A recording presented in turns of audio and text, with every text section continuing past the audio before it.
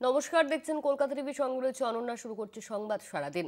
বিয়ের আগের দিনে আত্মহত্যা করলেন বিএলও। কাজের প্রচুর চাপ ছিল, ছুটি পাচ্ছিলেন না, এমনই অভিযোগ সামনে আসছে। এবং তারপর বিয়ের আগের দিনই আত্মহত্যার ঘটনা। বিএলওর উত্তরপ্রদেশের ঘটনা। উত্তরপ্রদেশে বিয়ের আগের দিনই আত্মহত্যা করলেন বিএলও।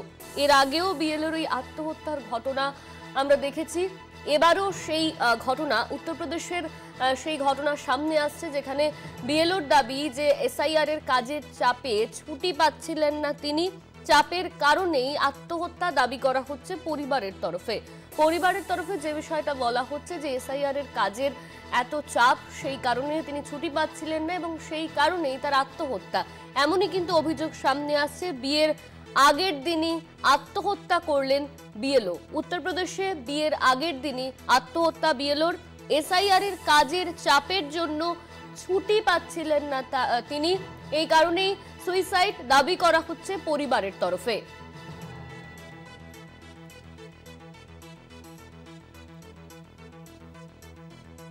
আমাদের সঙ্গে ফোন লাইনে রয়েছেন আমাদের প্রতিনিধি অঙ্কুর ভট্টাচার্য। অঙ্কুরদা, বিয়ের আগের দিনই আত্মহত্যা করলেন বিএলও। পরিবারের দাবি যে কাজের এতটাই চাপ ছিল সেজন্য ছুটি পাচ্ছিলেন না, আর সেই কারণেই এই আত্মহত্যা।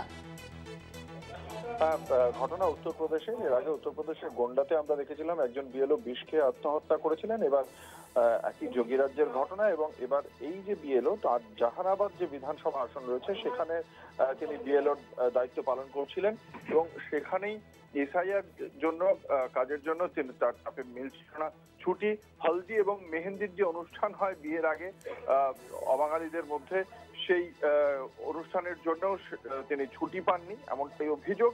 এমনকি বুধবার দিন তার বিয়ে ছিল, আজকে বৃহস্পতিবার, বুধবার দিন তার বিয়ের তারিখ ছিল। মঙ্গলবার দিন পর্যন্ত তার বাড়িতে গিয়ে তাকে অপমান করেন।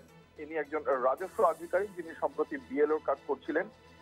সোমবার দিনও তার কাছে একটা বিস্তারিত রিপোর্ট চাওয়া হয়েছিল, এবং তারপরে মঙ্গলবার দিন তার বাড়িতে গিয়ে তাকে সরাসরি হুমকি দেওয়া হয়, তাকে সাসপেন্ড করা, এমনকি বরখাস্তের হুমকিও দেওয়া হয়েছিল বলে অভিযোগ করা হচ্ছে পরিবারের পক্ষ থেকে। তিনি কোনো ছুটি পাননি বলে অভিযোগ পরিবারের। সেই কারণে মারাত্মক চাপের মধ্যে ছিলেন সুধীর কুমার নামের এই বিএলও।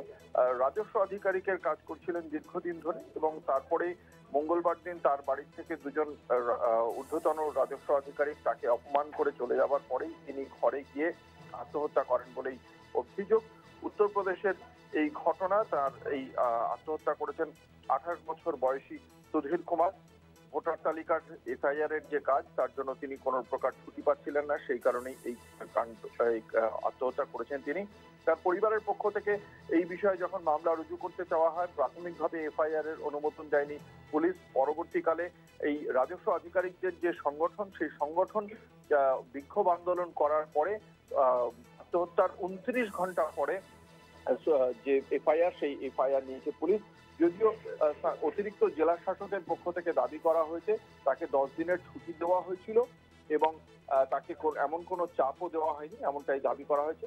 এই ঘটনা পর্যন্ত, এই আত্মহত্যার ঘটনায় যাদের বিরুদ্ধে অভিযোগ করা হয়েছে, এখনো পর্যন্ত কাউকে আটক বা গ্রেফতার করা হয়নি বলেই জানতে পারা যাচ্ছে। ধন্যবাদ তোমার। আমাদের সঙ্গে ফোন লাইনে ছিলেন আমাদের প্রতিনিধি অঙ্কুর ভট্টাচার্য।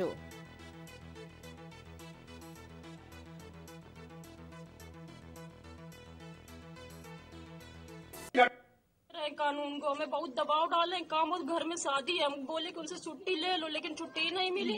कल छुट्टी का एप्लीकेशन भी गया, लेकिन वो छुट्टी नहीं दी, कह रहे सस्पेंड कर दिया। एक दिन नहीं गए तो उनको सस्पेंड कर दिया। इसी के उनको सदमा लग गया। आज सुबह फिर से आके उनको इतना हड़का है, काम कौन करेगा, काम कराओ चल के। ये एप्लीकेशन दिया गया तो तुम घर क्यों आए? उनको जब से वो घर आए तुरंत दरवाजा बंद कर, कोई जाने नहीं पाए। बस उतने में 2 मिनट में फांसी लगा लिए।